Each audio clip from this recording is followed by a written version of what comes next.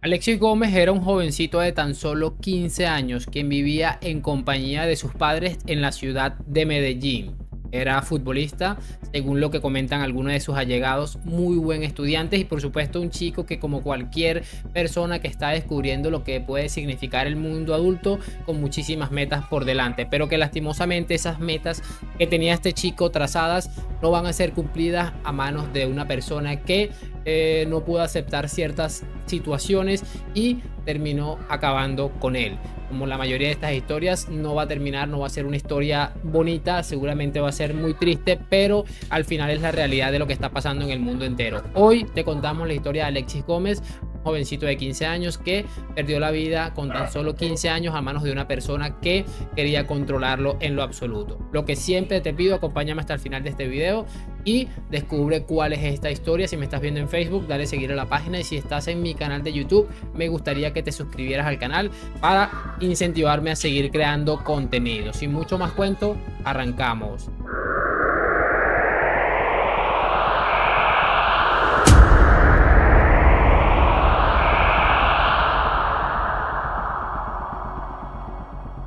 Alexis vivía en la comuna 13 de la ciudad de Medellín, capital del departamento de Antioquia, donde desempeñaba todas las actividades antes mencionadas, y pues no era una familia muy afortunada en cuanto a nivel económico, pero es una de esas familias antioqueñas que lo único que hacen es esforzarse día tras día para sacar a sus hijos y en general a toda la familia adelante. Pero pronto la familia Gómez recibiría una noticia que le cambiaría la vida para siempre. Se rumorea que Alexis era vecino de un hombre identificado como transexual y perteneciente a la comunidad LGTBI, que este último, según algunas informaciones, se habría obsesionado de manera impulsiva con él, que mantuvieron una relación amistosa durante un tiempo debido a la cercanía de sus lugares de residencia, al punto de que este hombre fue entablando conversaciones y que realmente con muchísima frecuencia le daba obsequios al joven. Según algunos medios de comunicación, había una relación sentimental amorosa 100% consensuada por el joven, debido a era una especie de intercambio. El hombre al parecer le entregaba todos estos obsequios y presentes que le hacía en todo momento, y pues básicamente era lo que estaban tratando de intercambiar. No sé a ciencia cierta, pero se rumorea de que tuvieron una relación amorosa. Lo pongo entre comillas porque esto no está confirmado, es lo que se está hablando por allí. Y que bueno, tal vez sus encuentros eran bastante frecuentes, o eran más frecuentes de lo que muchas personas se imaginaban. Incluso los vecinos los veían muchas veces muy juntos.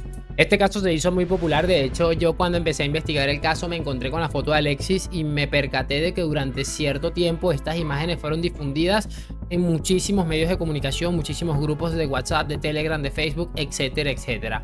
Bien.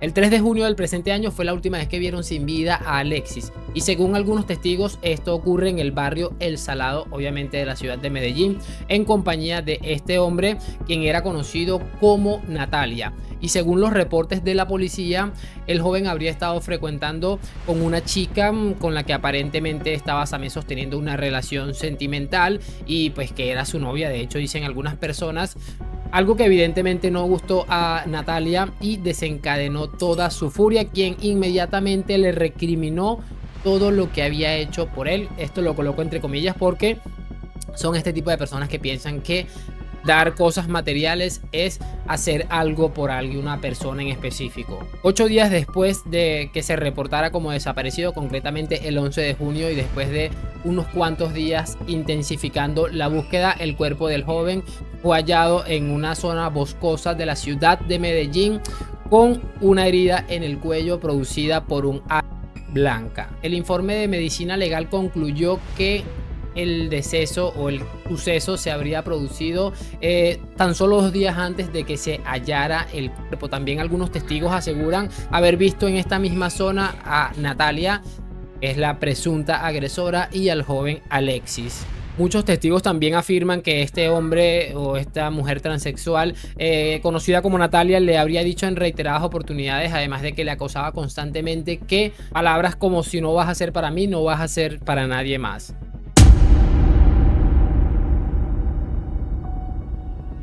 algo que evidentemente lo convirtió en la principal sospechosa de este suceso. Obviamente, con las declaraciones de los vecinos del barrio El Salado, quienes le habrían visto el último día que le vieron con vida, también ese día en el que supuestamente pasaron las cosas, le vieron en esa misma zona con el joven, es algo que lo puso en una zona bastante complicada, y evidentemente también las declaraciones de personas que aseguraban que le acosaba y le estaba amenazando constantemente. Y curiosamente, el mismo día que se reporta como desaparecido a este chico, sale esta mujer también desaparece del mapa.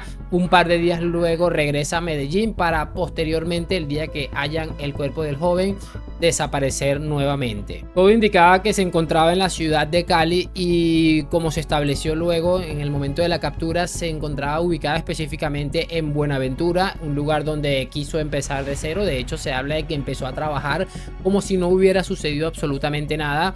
Tras esto, y en plenos actos fúnebres del joven, la Comuna 13 empezó a organizar manifestaciones y movimientos, algo que obligó a la policía a intensificar las investigaciones para dar con el paradero del presunto autor de este crimen. Y también hay un rumor muy fuerte de que en esa misma comuna se estaban organizando algunos grupos para tomar justicia por sus propias manos. Y a través de todas las investigaciones se logró dar con el paradero y la posterior captura de Natalia el pasado 18 de septiembre, es decir, el día de ayer, en el momento que estoy grabando este video, y fue acusada por los crímenes de homicidio y todas con las conductas de agravantes, cargos que por supuesto la acusada no aceptó. La fiscalía trató de recrear todo lo que había sucedido, y es bastante trágico lo que reportan, porque según los informes dicen que la acusada estaba totalmente obsesionada con el jovencito, y que obviamente el móvil de los hechos era debido a una gran cantidad de celos que este hombre o este pequeño habría producido en lo que era una persona con la que tuvo alguna relación amistosa o amorosa. Eso lo desconozco, pero ese ha sido el móvil principal establecido por la fiscalía. Willington Cano, profesor del joven, aseguró lo siguiente a través de un comunicado. Le decía al niño que si no era para él, no era para nadie, que tenía que dejar a la novia. Le hackeó todas las redes al niño, y el día de la desaparición el niño se salió del grupo del equipo a las 6:30 p.m, también del grupo de la familia. La fiscalía indicó que los datos recopilados por el CTI junto con el Instituto Nacional de Medicina Legal fueron más que suficientes y determinantes para pedir la orden de captura en contra de Natalia por el crimen Alexis. En tanto vayan avanzando las investigaciones, pues se consideró que lo mejor era recluirla en un centro carcelario, y la fiscalía cierra con este comunicado. El material de pruebas aportado por la fiscalía fue determinante para que un juez de control de garantías impusiera medida de aseguramiento en centro carcelario. Es bastante brutal este suceso, y bueno, como les decía, se hizo muy polémico prácticamente en toda Colombia, porque a mí me llegaron varias veces muchas fotografías de este chico.